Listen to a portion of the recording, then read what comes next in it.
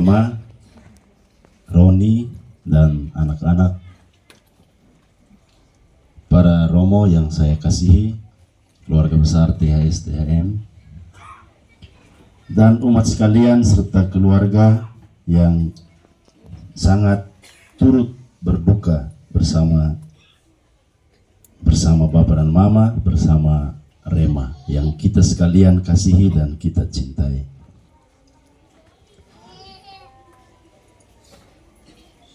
Bermenung pada kesempatan seperti ini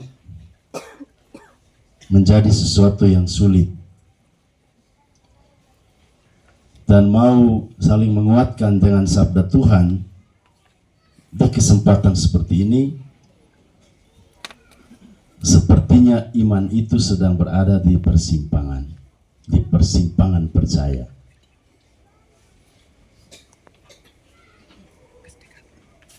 Saya mohon izin dari Ricky supaya pada misa ini dengan sabda Tuhan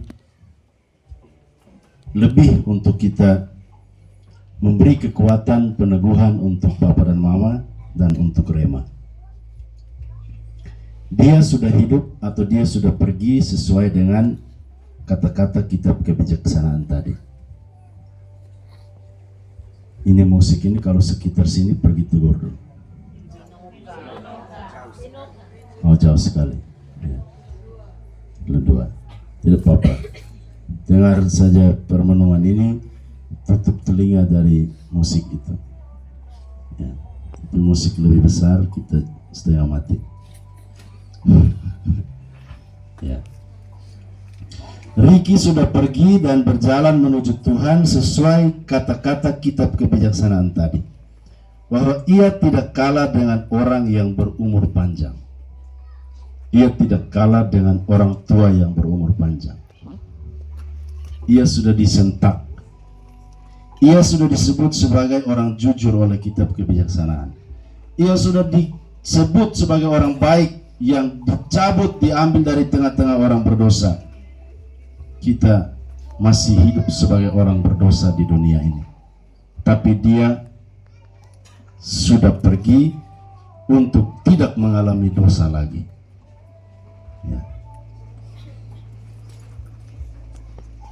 Kita semua melihat sejak kemarin pagi Mama Ella menangis tidak berhenti, dan seorang Bapak Stef yang jarang menangis juga menangis tidak berhenti.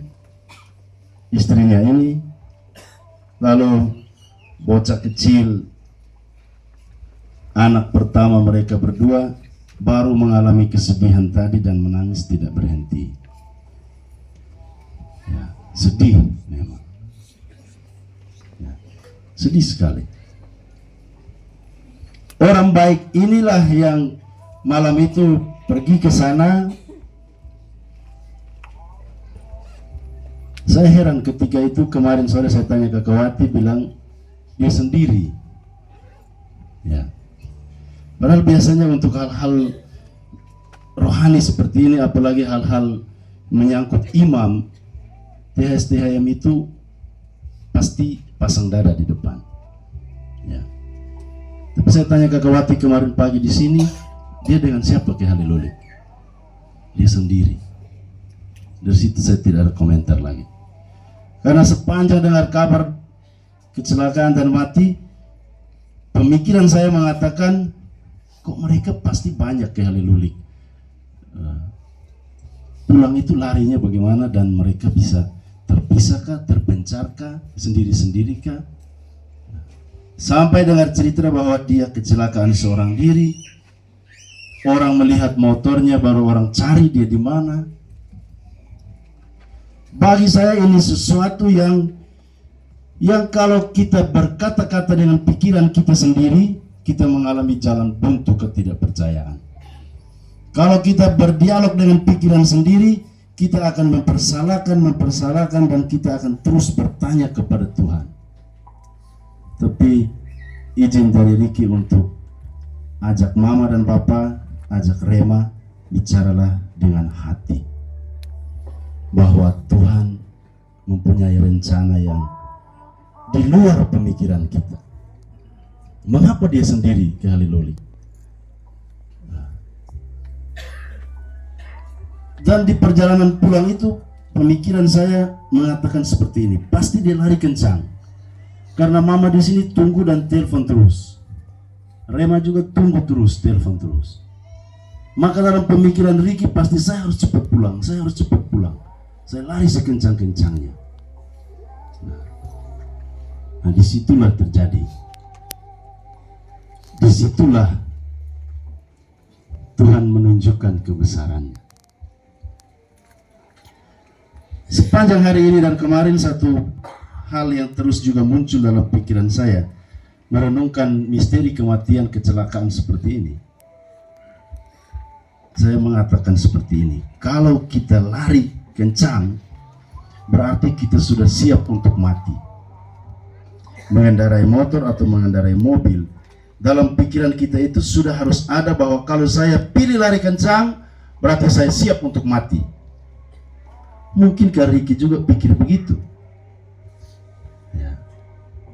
Tapi kalau orang yang belum mau mati, pasti dia akan lari pelan. Karena apa? Dia takut mati. Apakah Ricky tidak takut mati? Ya. Pergumulan batin inilah Bapak Mama sekalian, umat yang terkasih, para Romo, untuk kita temani Mama Ella dan Bapak Stef. Kitab Kebijaksanaan sudah mengisahkan dengan begitu bagus dan indahnya bahwa ia diambil dari tengah-tengah keluarga, ia diambil dari tengah-tengah orang kecintaan, ia diambil dari tengah sahabat-sahabatnya THSDHM untuk dikhususkan dalam Tuhan. Pasti Tuhan punya rencana yang jauh lebih baik setelah kedukaan ini. Adikku Rema, harus kuatkan hati, bicara dengan hati sekarang. Bapak Stef, Mama, kita omong dengan hati sendiri. Tuhan kuatkan hati saya. Nah, tadi saya gendong Sanchez, dia menangis, tadi menangis tidak berhenti. Tapi waktu saya gendong dia, saya bisik di telinganya, saya bilang, Adek, kalau Adek menangis terus, nanti Bapak sedih dia jalan. Ya, coba Adek tidak menangis.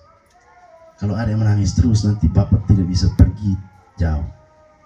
Nah, lebih baik Adik katakan begini, Tuhan Yesus, terima saya punya Bapak, buat dia jaga Mama, jaga saya, jaga Opa dan Oma, jaga semua. Saya bisik terus itu, ulang.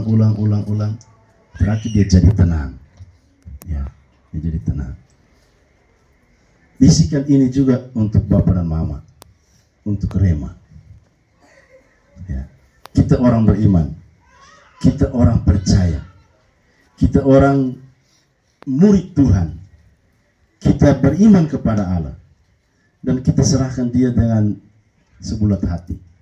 Saya kemarin pagi datang duduk itu juga lama air mata mau keluar ini.